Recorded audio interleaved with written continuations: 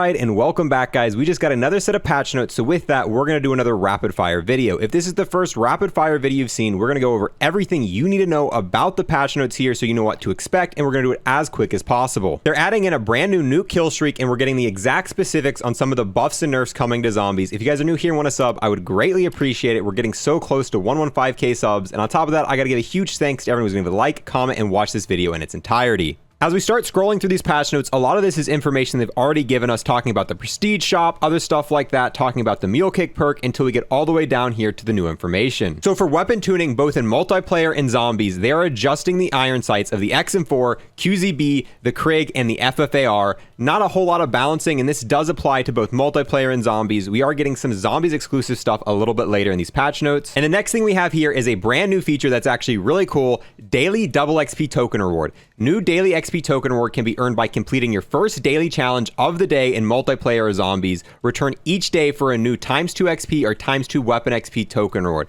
That's really cool because right now the only way to get them from is the battle pass. So if you're not, once you've maxed out the battle pass, you've got them. And if you're not buying the premium battle pass, you're not getting a lot of them. But every single day you can log in now and get a double weapon or double XP token. They're probably only going to be about 15 minutes long since they're allowing you to get it every single day.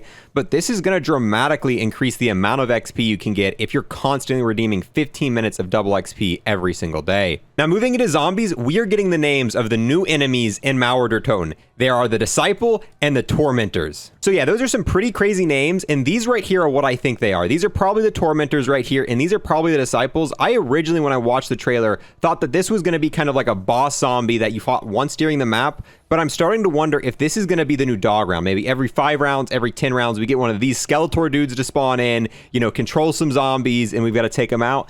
Then again, in the trailer, we saw those super fast red zombies, so those might also be one of these types as well. I guess we're only going to know once the map officially launches. The next thing here is Mule kick. They talk about all of the skill tiers. I made a full video on that will be linked below. We're not going to go over those here. Then they talk about the wonder weapons, and we do get a little bit of new information with this. They say new wonder weapon available exclusively in Mauerderton. So that means, from what it looks like, at least right now when it launches, this will not be available in Outbreak. This will be exclusively for this round-based mode. I know a lot of people have been asking about that. Is this going to make an appearance in Outbreak?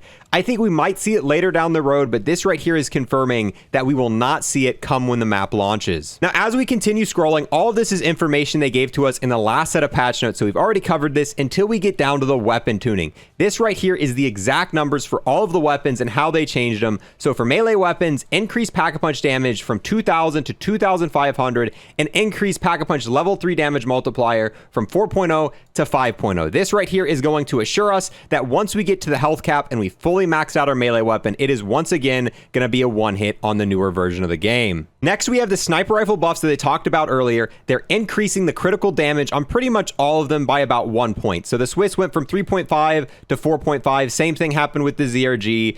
And this one went from 4 to 5, 4 to 5. Same thing when you pack-a-punch it. Other than that, they're all getting more stock ammo, but it just seems to be a slight critical damage multiplier buff on all of the snipers.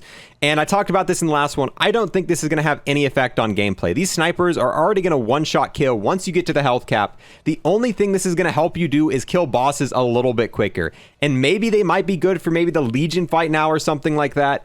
But even still, with this buffs right here, I don't think this is going to affect the sniper rifles at all. I was really hoping to see a penetration buff for these, maybe go from 3 to 6 or something like that. But as it stands right now, the snipers just got a massive overhaul, but I don't think at the end of the day it's going to make any difference. The next thing here, stability changes, going to fix a few issues causing crashes. That's always good stuff.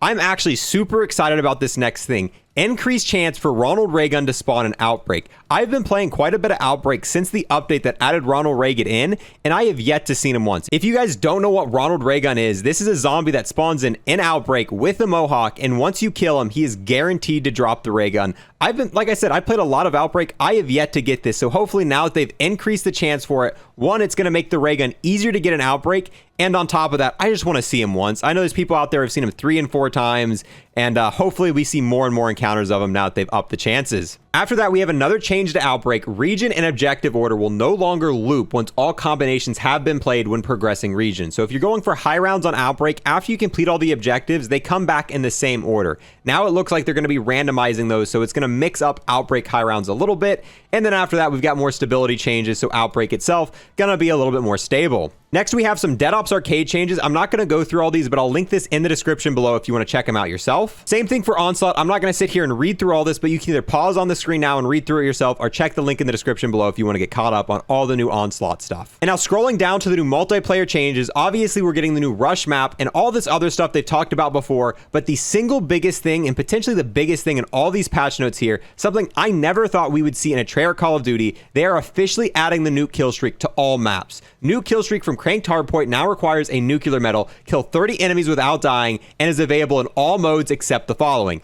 League play, multi-team, party games, and gunfight. That is huge. This is a nuke in a Treyarch game. All you got to do is get 30 kills. You're able to call it in. Yeah, we've seen this before in the Cranked Hardpoint, but obviously with Hardpoint, once you get a kill, you've got that timer. And if all the enemies are running away from you, sometimes it's just luck-based and you're just not around enemies, not able to kill them. You end up dying, but now you can go into domination. You can go into team deathmatch. You can get this new kill streak in all the game modes. And this has kind of always been an Infinity Ward thing. And I'm so glad Treyarch is finally getting on the nuke train. And I think that since they're adding this in, every single Treyarch game from this point will probably see the nuclear kill streak. But yeah, huge news there. And that's pretty much all we have left in the patch notes. That's it. So some pretty big stuff here with the sniper rifle changes, the nuke, the Ronald Raygun buff, and all that other stuff. Definitely let me know in the description below what your favorite part of these patch notes are, what you're most looking forward to. And yeah, I'm going to go ahead and end this one here. Thank you guys so much for watching, and I will see you guys next time. I want to take the last moment to thank anyone who's became a YouTube member or a Twitch sub, and an extra special thanks to those who have taken it above and beyond. We've got Chef, aka Chief, aka Classified. We've got the man whose name should be really easy to pronounce, Yamasta. We've got the man, the myth, the legend, Cryptic, the absolute boss, Hunter Redondu, and my friend with the most stable PS5 ever, DX2069. All of these people have become Unlock++ members on YouTube. Thank you guys so much, true homies.